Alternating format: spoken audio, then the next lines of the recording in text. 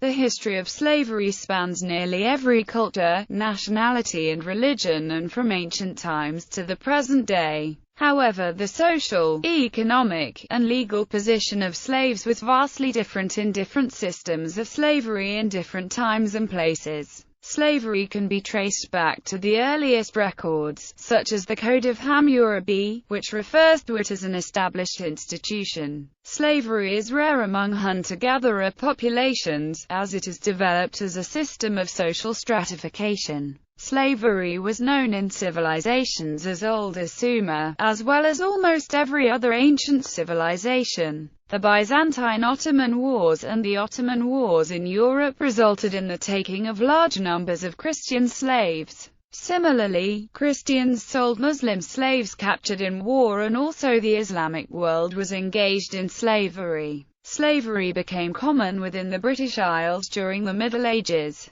Britain played a prominent role in the Atlantic slave trade, especially after 1600. Slavery was a legal institution in all of the 13 American colonies and Canada. David P. Forsyth wrote, "The fact remained that at the beginning of the 19th century an estimated 3/4 of all people alive were trapped in bondage against their will, either in some form of slavery or serfdom."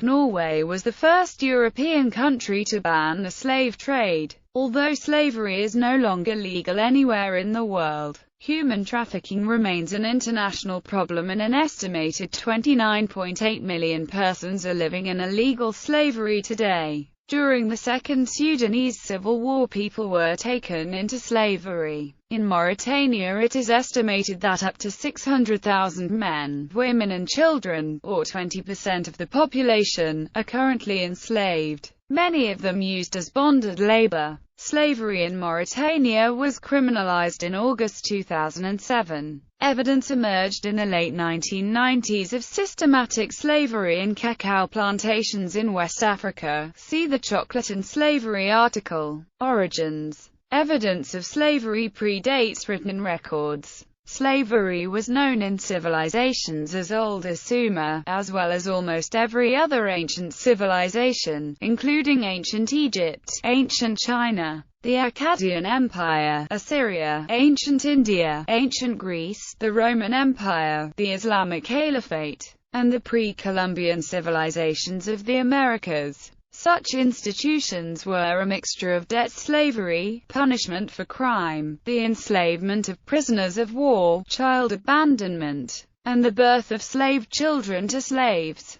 Africa. French historian Fernand Braudel noted that slavery was endemic in Africa and part of the structure of everyday life. Slavery came in different disguises in different societies. There were court slaves, slaves incorporated into princely armies, domestic and household slaves, slaves working on the land, in industry, as couriers and intermediaries, even as traders. During the 16th century, Europe began to outpace the Arab world in the export traffic, with its slave traffic from Africa to the Americas. The Dutch imported slaves from Asia into their colony in South Africa. In 1807, Britain, which held extensive, although mainly coastal colonial territories on the African continent, made the international slave trade illegal, as did the United States in 1808. The end of the slave trade and the decline of slavery was imposed upon Africa by outside powers. In Senegambia, between 1300 and 1900, close to one-third of the population was enslaved. In early Islamic states of the Western Sudan, including Ghana, Mali, Segu, and Songhay, about a third of the population were slaves.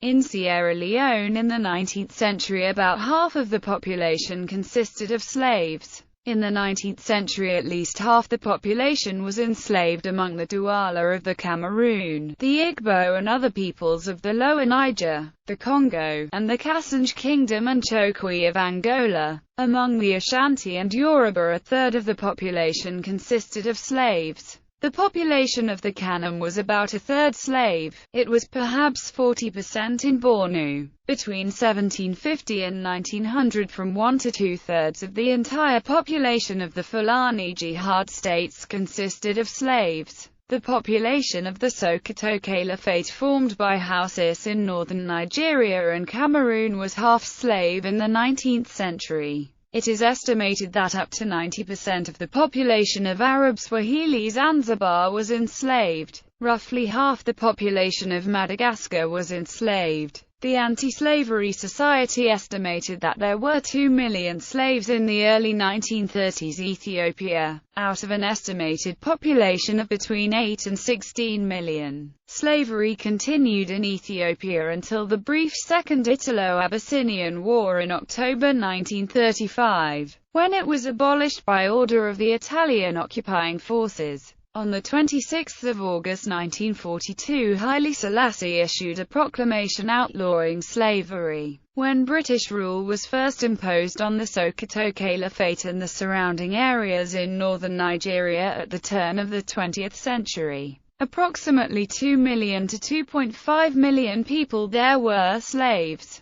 Slavery in northern Nigeria was finally outlawed in 1936. Ilikia Imbakola, April 1998, Le Monde Diplomatique. Quote, "The African continent was bled of its human resources via all possible routes. Across the Sahara, through the Red Sea, from the Indian Ocean ports and across the Atlantic. At least 10 centuries of slavery for the benefit of the Muslim countries," he continues. 4 million slaves exported via the Red Sea, another 4 million through the Swahili ports of the Indian Ocean, perhaps as many as 9 million along the Trans-Saharan caravan route, and 11 to 20 million across the Atlantic Ocean. Sub-Saharan Africa. David Livingstone wrote of the slave trades, "To overdraw its evils is a simple impossibility. We passed a slave woman shot or stabbed through the body and lying on the path. Onlookers said an Arab who passed early that morning had done it in anger at losing the price he had given for her, because she was unable to walk any longer. We passed a woman tied by the neck to a tree and dead. We came upon a man dead from starvation. The strangest disease I have seen in this country seems really to be broken-heartedness, and it attacks free men who have been captured and made slaves." Livingstone estimated that 80,000 Africans died each year before ever reaching the slave markets of Zanzibar. Zanzibar was once East Africa's main slave trading port, and under Omani Arabs in the 19th century as many as 50,000 slaves were passing through the city each year. Prior to the 16th century, the bulk of slaves exported from Africa were shipped from East Africa to the Arabian Peninsula. Zanzibar became a leading port in this trade. Arab slave traders differed from European ones in that they would often conduct raiding expeditions themselves, sometimes penetrating deep into the continent. They also differed in that their market greatly preferred the purchase of female slaves over male ones. The increased presence of European rivals along the east coast led Arab traders to concentrate on the overland slave caravan routes across the Sahara, from the Sahel to North Africa. The German explorer Gustav Nachtigall reported seeing slave caravans departing from Kukawa in Bornu bound for Tripoli and Egypt in 1870. The slave trade represented the major source of revenue for the state of Bornu as late as 1898. The eastern regions of the Central African Republic have never recovered demographically from the impact of 19th-century raids from the Sudan and still have a population density of less than 1 person per square kilometer. Mahdi's victory created an Islamic state, one that quickly reinstituted slavery. The Middle Passage, the crossing of the Atlantic to the Americas, endured by slaves laid out in rows in the holds of ships, was only one element of the well-known triangular trade engaged in by Portuguese, Dutch, French and British. Ships having landed slaves in Caribbean ports would take on sugar, indigo, raw cotton, and later coffee, and make for Liverpool, Nantes, Lisbon or Amsterdam. Ships leaving European ports for West Africa would carry printed cotton textiles, some originally from India, copper utensils and bangles. pewter plates and pots, iron bars more valued than gold, hats, trinkets, gunpowder and firearms and alcohol. Tropical shipworms were eliminated in the cold Atlantic waters, and at each unloading, a profit was made. The Atlantic slave trade peaked in the late 18th century, when the largest number of slaves were captured on raiding expeditions into the interior of West Africa. These expeditions were typically carried out by African states, such as the Oyo Empire, Kong Empire, Kingdom of Benin, Amamati of future Jalan, Amamati of future Toro, Kingdom of Koya, Kingdom of Kasso, Kingdom of Kabu, Fanti Confederacy, Ashanti Confederacy, Aro Confederacy and the Kingdom of Dahomey. Europeans rarely entered the interior of Africa, due to fear of disease and moreover fierce African resistance. The slaves were brought to coastal outposts where they were traded for goods. The people captured on these expeditions were shipped by European traders to the colonies of the New World. As a result of the War of the Spanish Succession, the United Kingdom obtained the monopoly of transporting captive Africans to Spanish America. It is estimated that over the centuries, 12 to 20 million people were shipped as slaves from Africa by European traders, of whom some 15% died during the terrible voyage, many during the arduous journey through the Middle Passage. The great majority were shipped to the Americas, but some also went to Europe and southern Africa. Christian slaves in Algiers during the time of the Regency of Algiers in North Africa in the 19th century. 1.5 million Christians and Europeans were captured and forced into slavery. This eventually led to the bombardment of Algiers in 1816. African participation in the slave trade. African states played a key role in the slave trade. Slavery was a common practice among Africans. There were three types: those who were slaves through conquest, those who were slaves due to unpaid debts, or those whose parents gave them as slaves to tribal chiefs. Chieftains would barter their slaves to European buyers for rum, spices, cloth or other goods. Selling captives or prisoners was common practice among Africans and Arabs during that era. However, as the Atlantic slave trade increased its demand, local systems which primarily serviced indentured servitude expanded and started to supply the European slave traders, changing social dynamics. It also ultimately undermined local economies and political stability, as villages' vital labor forces were shipped overseas as slave raids and civil wars became commonplace. Crimes which were previously punishable by some other means became punishable by enslavement. The prisoners and captives that were sold were usually from neighboring or enemy ethnic groups. These captive slaves were not considered as part of the ethnic group or tribe, and kings did not have a particular loyalty to them. At times, kings and chiefs would sell criminals into slavery so that they could no longer commit crimes in that area. Most other slaves were obtained from kidnappings, or through raids that occurred at gunpoint, working together with Europeans. Some African kings refused to sell any of their captives or criminals. King Jaja of Opobo, a former slave himself, completely refused to do business with slavers. Ashanti King Ajaman Prempeh also sacrificed his own freedom so that his people would not face collective slavery. Before the arrival of the Portuguese, slavery had already existed in Kingdom of Congo. Despite its establishment within his kingdom, Afonso I of Congo believed that the slave trade should be subject to Congo law. When he suspected the Portuguese of receiving illegally enslaved persons to sell, he wrote letters to the King João III of Portugal in 1526 imploring him to put a stop to the practice. The kings of Dahomey sold their war captives into transatlantic slavery, who otherwise would have been killed in a ceremony known as the annual customs. As one of West Africa's principal slave states, Dahomey became extremely unpopular with neighboring peoples. Like the Bambara Empire to the east, the Kasso kingdoms depended heavily on the slave trade for their economy. A family's status was indicated by the number of slaves it owned, leading to wars for the sole purpose of taking more captives. This trade led the Casso into increasing contacts with the European settlements of Africa's west coast, particularly the French.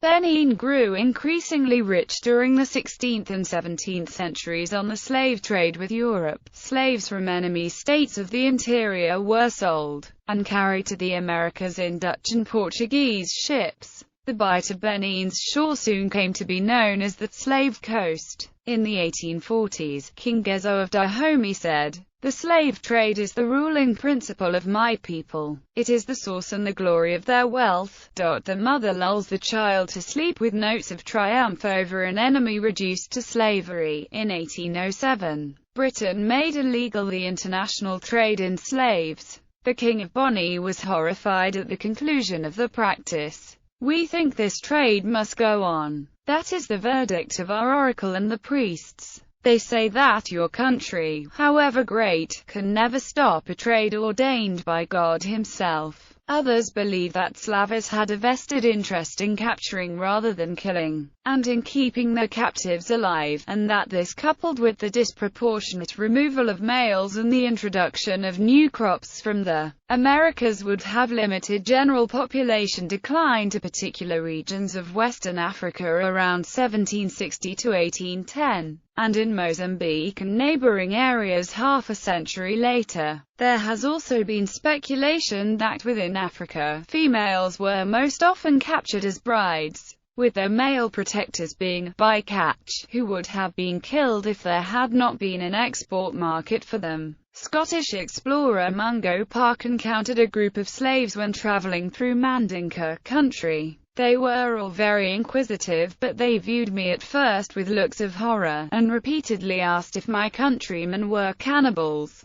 They were very desirous to know what became of the slaves after they had crossed the salt water. I told him that they were employed in cultivation the land, but they would not believe me. A deeply rooted idea that the whites purchase Negroes for the purpose of devouring them, or of selling them to others that they may be devoured hereafter, naturally makes the slaves contemplate a journey towards the coast with great terror, insomuch that the slaties are forced to keep them constantly in irons, and watch them very closely, to prevent their escape. During the period from late 19th century and early 20th century, demand for the labor-intensive harvesting of rubber drove frontier expansion and forced labor. The personal monarchy of Belgian King Leopold II in the Congo Free State saw mass killings and slavery to extract rubber. Modern times, the trading of children has been reported in modern Nigeria and Benin. In this instance, the woman does not gain the title or status of wife. In parts of Ghana, Togo, and Benin, shrine slavery persists, despite being illegal in Ghana since 1998.